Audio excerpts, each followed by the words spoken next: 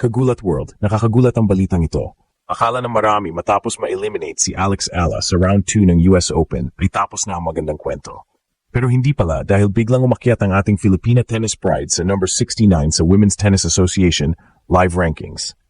Galing sa number 75 bago magsimula ang US Open, umakyat ng 6 na pwesto si Alex matapos makakuha ng 40 ranking points kahit na natalo siya kay Cristina Bucsa ng Spain 6-4, 6-3 sa round of 64. Pero teka, hindi ito basta-bastang pag-akyat. Dahil bago siya natalo, gumawa muna siya ng historic win na nagpayanig sa buong mundo. Kagulat World, tandaan niyo ito, unang Pinoy na nakapagwagi sa Grand Slam main draw. Sa kanyang debut pa mismo, tinalo ni Alex ang world number 15 at 14th seed Clara Tauson ng Denmark 6-3, 2-6, 7-6 sa isang epic battle na umabot pa sa 13-11 tiebreak. Halos hindi makapaniwala ang mga commentators. Ang Pinay, kaya palang gulatin ang top 20 player. Kaya kahit na natalo sa susunod na laban, ang puntos na naipon ni Alex ang nagdala sa kanya sa bagong milestone, number 69 in the world rankings with 944 total points. Para mas malinaw, ang tinalo niya, si Tauson, ay ranked 15th, samantalang ang nakatalo sa kanya na si Bucsa, umakyat naman mula number 95 papuntang number 72. Ibig sabihin, kapantay na ni Alex ang mga established names sa tour. At hindi pa dito nagtatapos ang laban ng Pinay Tennis Queen. Kahit tapos na ang US Open, may susunod pa siyang hamon, ang 2025 Sao Paulo Open sa Brazil, Sept 8-14. Kagulat World, ito na ang pagkakataon ni Alex na makuha ng panibagong titulo ngayong taon at baka mas lalo pang tumaas ang kanyang ranking.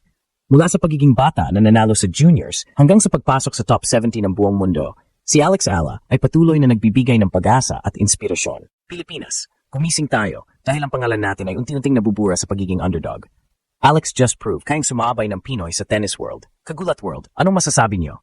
Do you believe na within this year, top 50 na si Alex Ala? Nakakagulat talaga, Kagulat World. Sa kabila ng kanyang pagkatalo sa ikalawang round ng 2025 US Open sa New York, si Alex Ala ay muling gumawa ng kasaysayan para sa Pilipinas. Imbes na bumaba ang kanyang ranggo dahil sa maagang pagkakaalis, umangat pa na nga siya sa number 69 sa WTA World Rankings mula sa number 75 bago magsimula ang torneo. Ito ay isang patunay na kahit ang pagkatalo ay pwedeng maging hakbang tungo sa mas mataas na tagumpay. Ang dahilan ng biglang pag-angat, walang iba kundi ang kanyang historic first-round victory laban sa world number 15 at 14th seed na si Clara Tauson ng Denmark. Isipin niyo yun, Kagulat World. Isang Pinay sa kanyang debut sa US Open mind draw, agad tinumba ang isang top 20 player. Sa score na 6-3, 2-6, 7-6, 13-11, ipinakita ni Ala ang kanyang tapang, disiplina at never say die attitude na talaga namang nagpayak ng maraming Pinoy fans sa tuwa. Kahit natalo siya sa second round kontra kay Cristina Bucsa ng Spain, hindi pa rin matatawaran ang kanyang nakamit. From number 95, umakyat si Bucsa sa number 72, pero mas mataas pa rin ang standing ni Ala ngayon dahil sa kanyang 944 total points, mas mataas kaysa kay Bucsa na may 905 lamang. Dapat nating tandaan, si Ala ay unang Pilipino na nakapagwagi sa isang Grand Slam main draw, isang milestone na matagal nang pinapangarap ng mga Pinoy tennis fans. Kaya naman, kahit tapos na ang kanyang US Open journey, nagsisimula pa lamang ang mas malaking laban para kay Alex. Dagdag pa rito, hindi rin matatapos ang kanyang season sa US Open. May nakalinya pa siyang laban sa 2025 Sao Paulo Open sa Brazil mula September 8, 14, kung saan bibigyan siya ng panibagong pagkakataon na makasungkit ng titulo at puntos para lalo pang umakyat sa ranggo.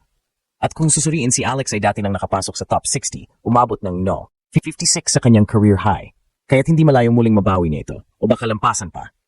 Kung tutuusin, ang kwento ni Alex Ala ay hindi lamang tungkol sa tennis. Ito ay kwento ng pag-asa, inspirasyon at laban ng isang Pilipinas sa pinakamalaking entablado ng sports.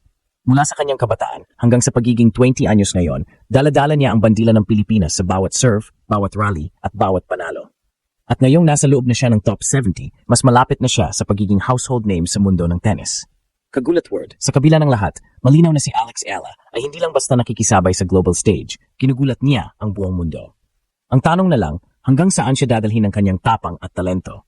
Kung titignan natin ng mas malapitan, ang kwento ni Alex Ala sa US Open 2025 ay hindi lang basta Filipino makes history. Ito ay patunay kung gaano kahalaga ang tiyaga, disiplina at mindset ng isang tunay na champion. Ika nga na marami, mahirap makapasok sa Grand Slam main draw, pero mas mahirap ang manalo laban sa mga seeded players na sanay na sa ganitong klaseng entablado. At dito lumabas ang tapang ng 20-year-old Filipina. Ang unang round laban kay Clara Tauson ay parang eksena sa pelikula, David vs. Goliath. Tauson, isang top 15 player at kilala sa kanyang malakas na baseline game, ay expected na mananalo agad. Pero hindi bumigay si Ayala. Pinakita niya ang kombinasyon ng bilis, variation at matinding mental toughness. Isipin mo, umabot pa sa deciding set tiebreaker at doon nakipagpalitan ng puntos si Alex hanggang sa maka-escape ng 13-11. Sobrang nakakakaba pero doon natin nakita kung paano siya lumaban point by point na parang championship match na. Kaya hindi nakapagtataka na kahit natalo siya kay Buxa sa ikalawang round, hindi ito binansagan ng mga eksperto bilang setback, kundi bilang stepping stone. Kasi kung susuriin, kahit yung pagkatalo niya kay Buxa, isang ranked player din, ay competitive pa rin ang laban. Hindi siya na blowout at nakapost pa rin ng mga quality rallies. Dahil dito, automatic ang pag-angat niya sa WTA Live Rankings mula number 75 tungo sa number 69. 6 na baitang ang tinaas niya. At tandaan, bawat slot sa rankings ay pinaglalabanan ng daan-daan kung hindi libo-libong players worldwide. Ang dagdag na 40 points ay napakalaki para sa kanyang season, lalo na at hawak na niya ngayon ang 944 points sa kabuuan. Pero ang mas exciting dito, mga kagulat world, ay hindi pa tapos ang taon para kay Alex. O last Grand Slam na ang US Open para sa season, pero may mga tour pa siyang sasalihan. Kasama na dito ang Sao Paulo Open sa Brazil ngayong September 8-14. Dito may chance siyang magdagdag ng mas maraming points at posibleng makuha ang kanyang unang titulo ngayong 2025. Kung matatandaan, umabot na si Ayala as high as number 56 dati. Ibig sabihin, kaya niyang lampasan pa ang kanyang current standing kung masusundan niya ng consistent runs ang kanyang mga laro. At kung tutuusin, yung mental boost na nakuha niya sa panalo laban kay Tauson ay priceless. Parang nabuksan ng pinto para isipin niyang kaya kong talunin ang kahit sinong nasa top 20. Sa mata ng mga Pinoy fans, lalo na yung mga sumusubaybay mula pa nung junior days niya, itong moment na ito ay parang validation. Matagal nang sinasabi na may potential si Alex na makapasok sa elite circle ng women's tennis. At ngayon, unti-unti nang nangyayari. Hindi na lang siya Filipina prospect. Isa na siyang global competitor na kayang makipagsabayan sa pinakamalalakas. Sa huli, kahit hindi pa natapos sa tropeo ang journey ni Alex Ayala ngayong taon, malinaw na siya ay nasa tamang direksyon para masungkit ang mas malalaking tagumpay sa hinaharap. Ang kanyang pag-angat sa number 69 sa WTA rankings matapos lamang ang isang Grand Slam debut victory ay nagpapatunay na hindi lang siya nakikieksena. Isa na siyang puwersa na kinikilala sa world tennis. Kung tutuusin ang panalo niya kontra kay Clara Tauson, fifth ay hindi lamang upset.